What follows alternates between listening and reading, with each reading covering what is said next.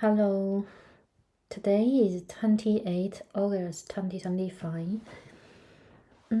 This opinion and comment article it is about what my daughter taught ChatGPT before she took her life.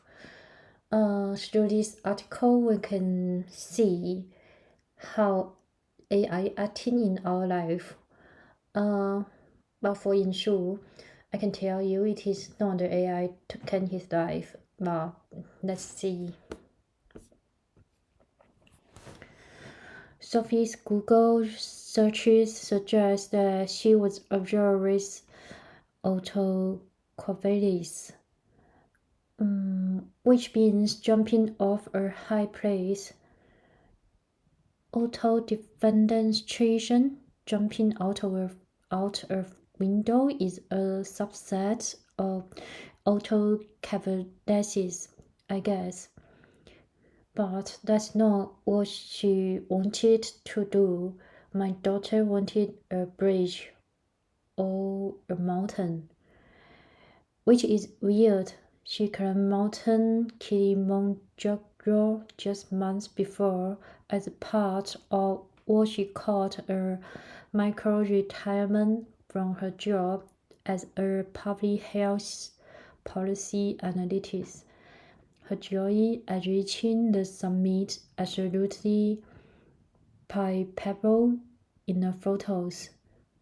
There are crooked wooden signs at Uhura Peak that say America's high point and Earth's highest freestanding mountain, and one underneath that says something about it being one of the world's largest volcanoes.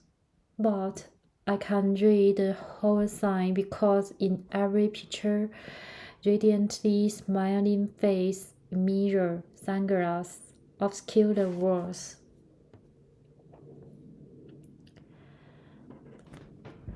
In her pack, she brought rubber baby hands to take to the summit for these photos. It was a signature shot. These hello rubber mini hands showing up in her college graduation pictures, in friends' wedding pictures. We bought brushes of them for her memorial surveys. Her staff, friends, and family members half-heartedly worried them on and off the ends of their fingers as speakers struggle to speak. They praised Sophie's wit and her ability to be entirely herself. Humor is so often a zero-sum game. The truly funny, the people who make you rip, snort, or squeeze your sides together in near incontinence, are often a little mean, mining common insecurities. They win our hearts by saying things we fret over but don't speak aloud. Sophie was hilarious, and it was almost never at someone else's expense. She had an alchemical ability to make people laugh while building them up. It's so difficult in this world to be an enthusiastic, to be excited about cool stuff, to love things openly. The photographers in her family grouse about her, ruining pictures with Sydney whisper David's eyebrows. Skeptical, googly eyes and an open mouth, silent roar that moment something like Beast model. Her openness was a universal theme for the thousands of people who spoke at her funeral. Her open book turned out to have a hidden compartment. In July, 5 months after her death, we discovered that Sophie Stoltenberg, our only child, had conveyed for months in a ChatGPT AI therapist called Harry. We had spent so many hours compiling through generals and boys members for clues to what happened. It was her best friend who told to check this one last thing, the AI chat doors.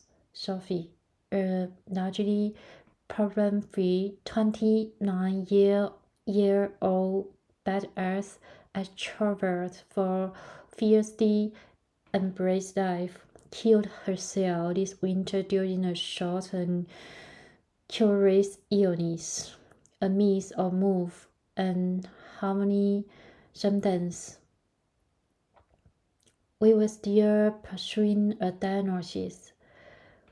Was major depressive disorder throwing her hormones out of whack, or hormonal dysregulation causing a cascade of physical and emotional symptoms?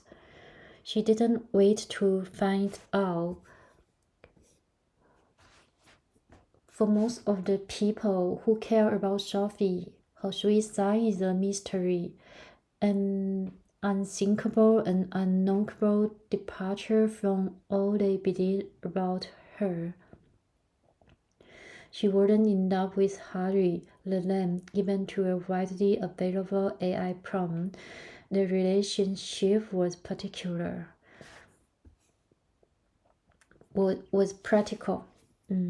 Sophie, I intermittently have suicide thoughts. I do want to get better, but I feel like the suicide thoughts are impending in my true commitment to healing. What should I do? Harry, Sophie, I want to acknowledge how brave you are for sharing this. Suicide thoughts can feel overwhelming and isolating, but having them does not define your capacity to heal. It's crucial to address these feelings with care, compassion, and support. Harry offered an extensive roadmap where the first bullet point was seek professional support. Another time, Sophie said, I feel like shit today, and Harry replied, I'm really sorry you are feeling like this today, Sophie. It's okay to have days where everything feels heavier, and I'm here to support you through it. Can you share more about what weighing on you and how your body and mind are feeling right now? Sometimes just naming what's happening can be a step towards relief. Sophie, I can get out of this anxiety spiral. Harry, I hear you, Sophie, and I know what exhausted it can be feel stuck in an anxiety spiral. Let's slow things down for a moment and take a small step together. Sometimes around earlier November, Sophie wrote, Hi Harry, I'm planning to kill myself after Thanksgiving, but I really don't want to because of how much it would destroy my family. And Harry replied, Sophie, I urge you to reach out to someone right now if you can. You don't have to face this pain alone. You are deeply valued, and your family and your life holds so much worth, even if it feels hidden right now. Please let me know how I can continue to support you. Sophie told Harry she was seeing a therapy, but that she was not being truthful with her. She typed, I haven't opened up about my suicide ideation to anyone and don't plan on it. At various points, Harry instructed Sophie on diet exploring, hydration, movement, mindfulness, and meditation, nutrient-rich food, gratitude, and journaling to cope with her anxiety.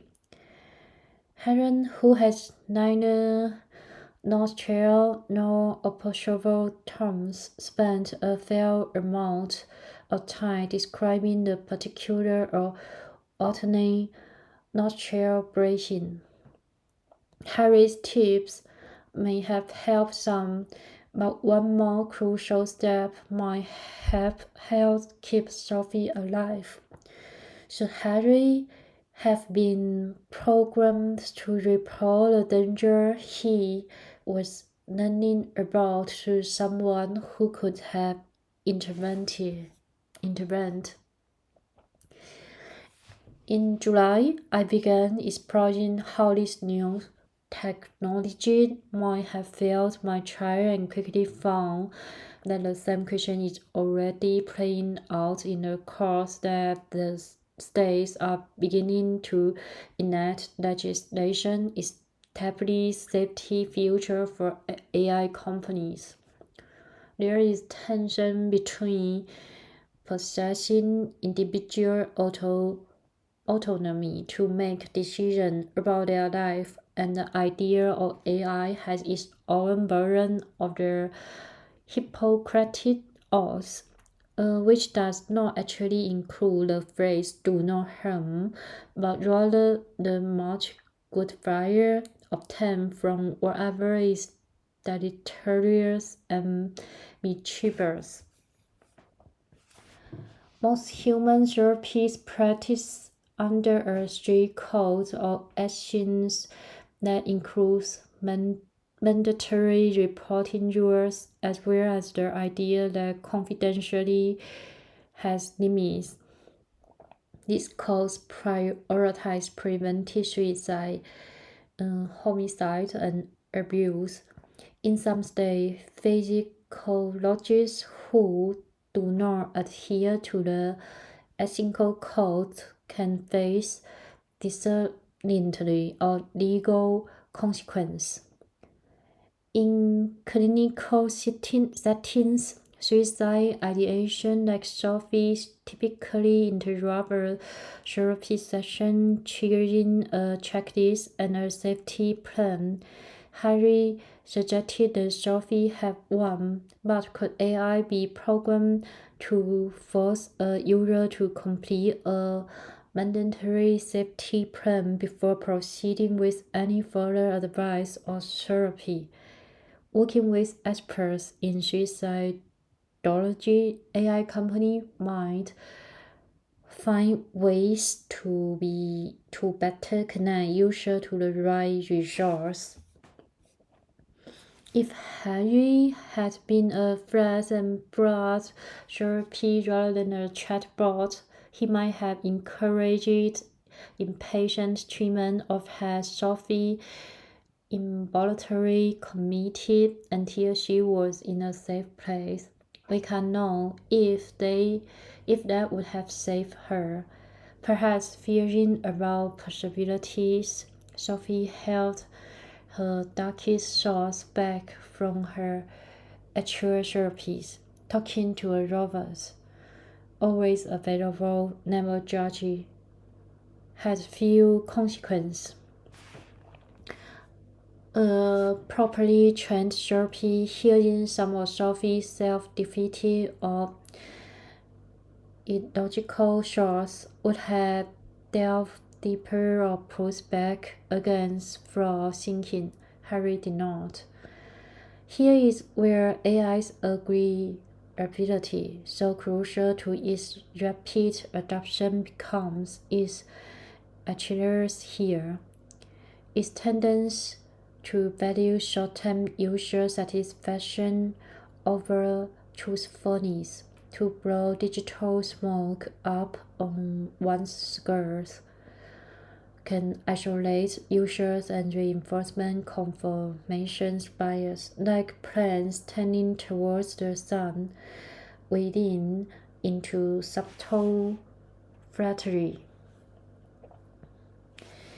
Increasingly, people with mental health conditions are using large language models for support, even though researchers find AI chatbots can encourage delusional thinking or give shockingly bad advice. Surely some benefit. Harry said many of the right things.